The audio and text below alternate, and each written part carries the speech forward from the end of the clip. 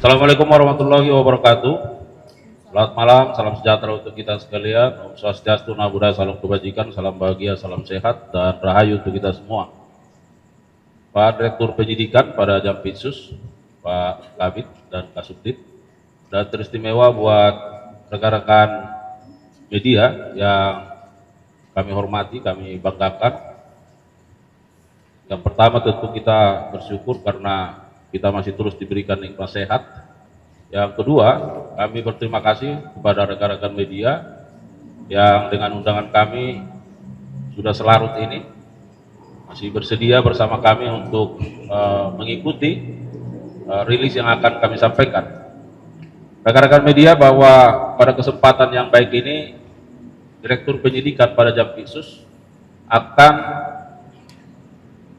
merilis perkembangan penanganan perkara, dalam hal ini penyidikan perkara dugaan tindak pidana korupsi dalam tata kelola minyak mentah dan produk kilang pada Pertamina Subholding dan KKKS tahun 2018-2023. Rekan-rekan media, perlu kami sampaikan bahwa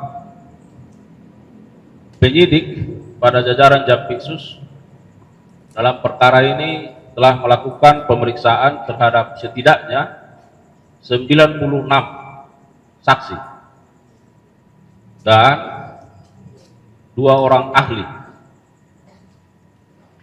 Dan pada hari ini ada beberapa orang yang dipanggil dan dibawa oleh penyidik dan dilakukan pemeriksaan sebagai saksi di Kejaksaan Agung.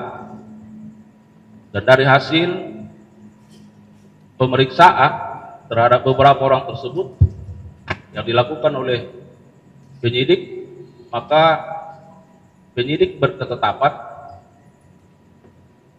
menetapkan 7 orang saksi menjadi tersangka.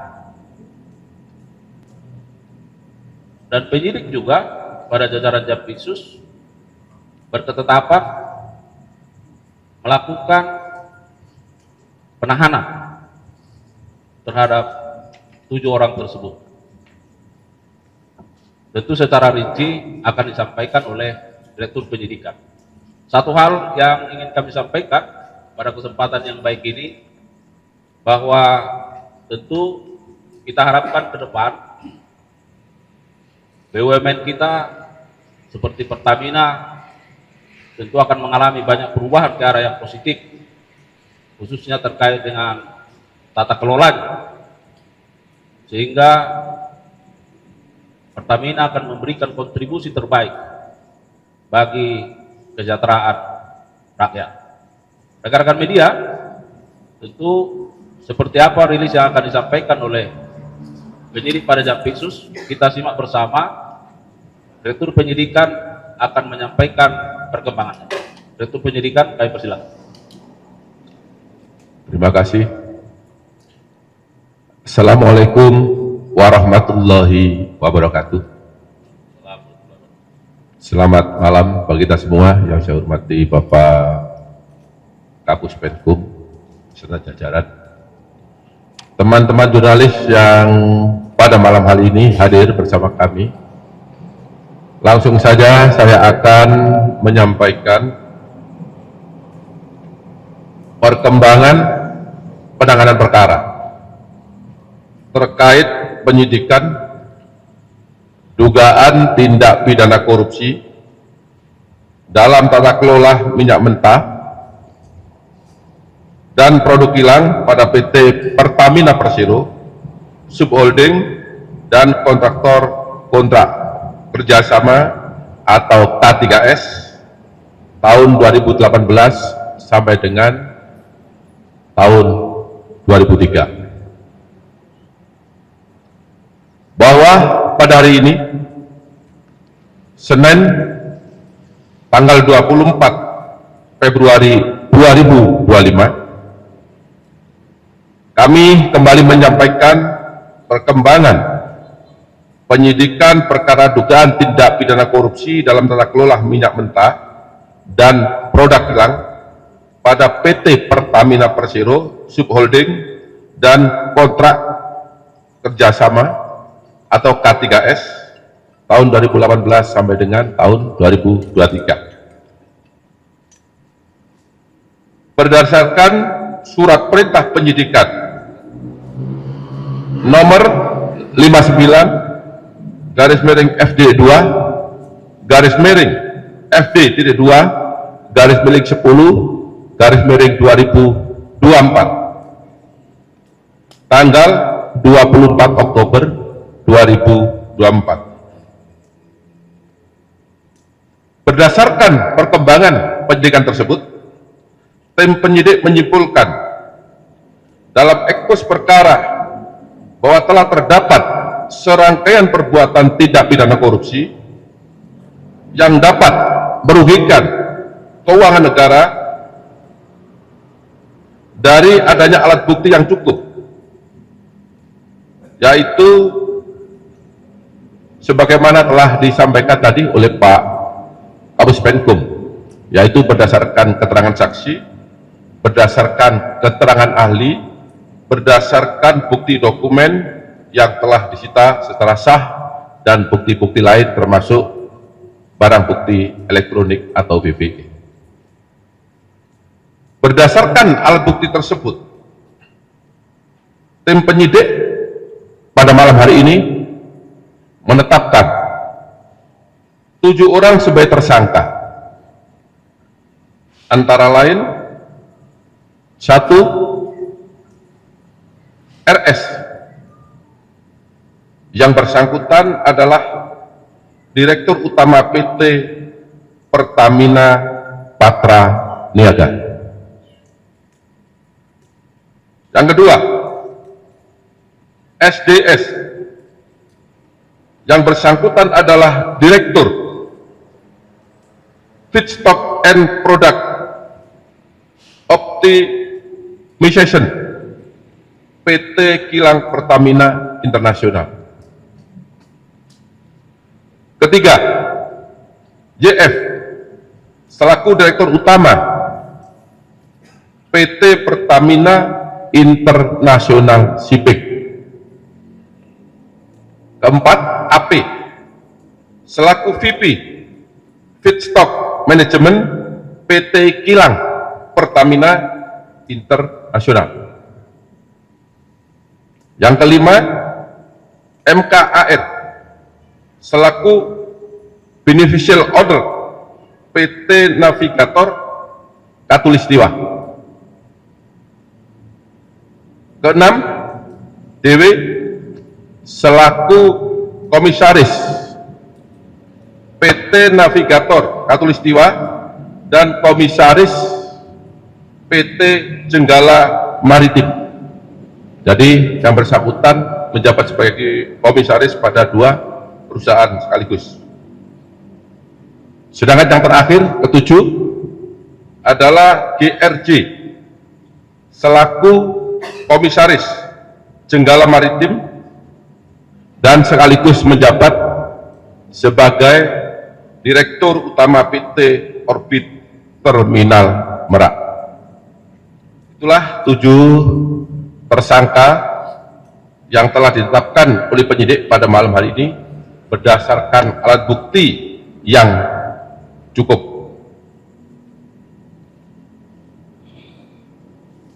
Kemudian setelah dilakukan pemeriksaan kesehatan dan yang bersangkutan dinyatakan sudah sehat, selanjutnya tim penyidik melakukan penahanan terhadap para tersangka 20 hari ke depan terhitung sejak hari ini tanggal 24 Februari 2025 berdasarkan surat perintah penahanan. Yang pertama, surat perintah penahanan nomor 14, kemudian surat perintah penahanan nomor 13, surat penahanan nomor 12, surat perintah penahanan nomor 15, Surat Perintah Penahanan nomor 16, Surat Penahanan nomor 17, dan Surat Perintah Penahanan nomor 18, garis miring F.2, garis miring F.2, garis miring 02, garis miring 2025, tanggal 24 Februari 2025. Adapun kasus posisi akan saya sampaikan sebagai berikut.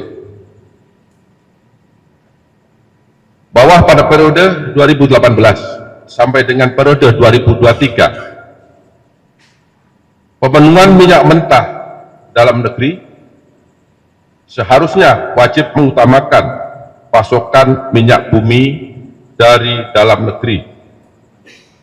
Dan Pertamina wajib mencari pasokan minyak bumi yang berasal dari kontraktor dalam negeri sebelum merencanakan impor minyak bumi sebagaimana diatur dalam pasal 2 dan pasal 3 Peraturan Menteri ESDM nomor 42 tahun 2018 tentang prioritas pemanfaatan minyak bumi untuk pemenuhan kebutuhan di dalam negeri. Namun berdasarkan fakta penyidikan yang didapat, tersangka RS, SDS, dan AP melakukan pengondisian dalam rapat optimalisasi hilir atau OH yang dijadikan dasar untuk menurunkan produksi kilang sehingga produksi minyak bumi dalam negeri tidak terserap seluruhnya, dan pada akhirnya pemenuhan minyak mentah maupun produk kilang dilakukan dengan cara impor. Pada saat produksi kilang minyak sengaja diturunkan, maka produksi minyak mentah dalam negeri oleh K3S sengaja ditolak dengan fakta sebagai berikut. Produksi minyak mentah oleh K3S tidak memenuhi nilai ekonomis, padahal harga yang ditawarkan oleh K3S masih masuk range harga HBS. Yang kedua, produksi minyak mentah K3S dilakukan penolakan dengan alasan spesifikasi tidak sesuai dengan spek. Namun faktanya, minyak mentah bagian negara masih sesuai dengan spek kilang dan dapat diolah atau dihilangkan kadar merkuri atau sulfurnya. Jadi kerjasama antara pemerintah dengan pihak K3S, kontraktor kontrak kerja pelaksana ini, ada bagian minyak yang sebagian K3S dan sebagian negara atau Pertamina dengan kualitas yang sama berdasarkan persentase yang telah disepakati. Pada saat produksi minyak mentah dalam negeri oleh K3S ditolak dengan dua alasan tersebut, maka menjadi dasar minyak mentah Indonesia dilakukan ekspor. Jadi bagian K3S tadi karena ditolak dengan alasan tidak sesuai dengan spek, harganya tidak sesuai dengan APS, maka secara otomatis bagian K3S harus diekspor ke luar negeri. Untuk memenuhi kebutuhan dalam negeri, maka kilang Pertamina Internasional melakukan impor minyak mentah, dan PT Pertamina Patraniaga melakukan impor produk kilang. Harga pembelian impor tersebut apabila dibandingkan dengan harga produksi minyak bumi dalam negeri, terdapat perbandingan pembelian harga yang sangat tinggi atau berbeda harga yang sangat signifikan. Jadi saya perjelas, pada saat K3S mengekspor bagian minyaknya karena tidak dibeli oleh PT Pertamina, maka pada saat yang sama PT Pertamina mengimpor minyak mentah dan produk kilang. Selanjutnya, untuk kegiatan pengadaan impor minyak mentah oleh PT Kilang Pertamina Internasional dan produk kilang oleh PT Pertamina Patraniaga diperoleh fakta adanya perbuatan jahat atau mens rea antara penyelenggara negara, yaitu tersangka SDS, AP, RS, dan JF bersama dengan demut atau broker, yaitu tersangka MK, DW, dan GRJ, sebelum tender dilaksanakan dengan kesepakatan harga yang sudah diatur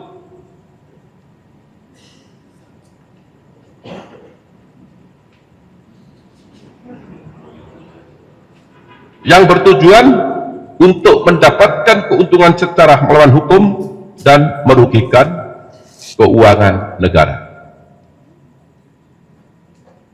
Permufakatan tersebut diwujudkan dengan adanya tindakan atau aktus reus pengaturan proses pengadaan impor minyak mentah dan impor produk kilang, sehingga seolah-olah telah dilaksanakan sesuai dengan ketentuan dengan cara mengkondisikan pemenangan demut atau broker yang telah ditentukan dan menyetujui pembelian dengan harga tinggi melalui spot yang tidak memenuhi persyaratan, yaitu dilakukan dengan cara tersangka RS, SDS, dan AP memenangkan demut atau broker minyak mentah dan produk kilang secara melawan hukum.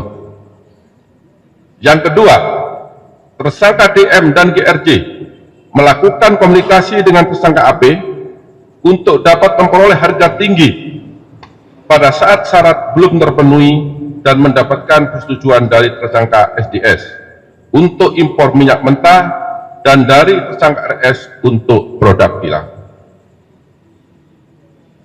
Dalam pengadaan produk kilang yang dilakukan oleh PT Pertamina Patraniaga, tersangka RS melakukan pembelian atau pembayaran untuk RON 92, padahal sebenarnya yang dibeli adalah RON 90 atau lebih rendah, kemudian dilakukan blending di depo untuk menjadi RON 92, dan hal tersebut tidak diperbolehkan atau bertentangan dengan ketentuan yang ada. Pada saat telah dilakukan pengadaan impor minyak mentah dan impor produk kilang, diperoleh fakta adanya markup kontrak shipping atau pengiriman yang dilakukan oleh tersangka YF selaku Direktur Utama PT Pertamina International Shipping, sehingga negara mengeluarkan fee sebesar 13 sampai dengan 15% secara melawan hukum, sehingga tersangka MKAR mendapatkan keuntungan dari transaksi tersebut. Pada saat kebutuhan minyak dalam negeri mayoritas diperoleh oleh produk impor secara melawan hukum, maka komponen harga dasar yang dijadikan acuan untuk penetapan HP atau harga indeks pasar bahan bakar minyak untuk dijual kepada masyarakat menjadi mahal atau lebih tinggi, sehingga jadikan dasar pemberian kompensasi maupun subsidi bahan bakar minyak setiap tahun melalui APBN. Adanya beberapa perbuatan melawan hukum tersebut telah mengakibatkan adanya kerugian keuangan negara sekitar 197 triliun yang bersumber dari berbagai komponen.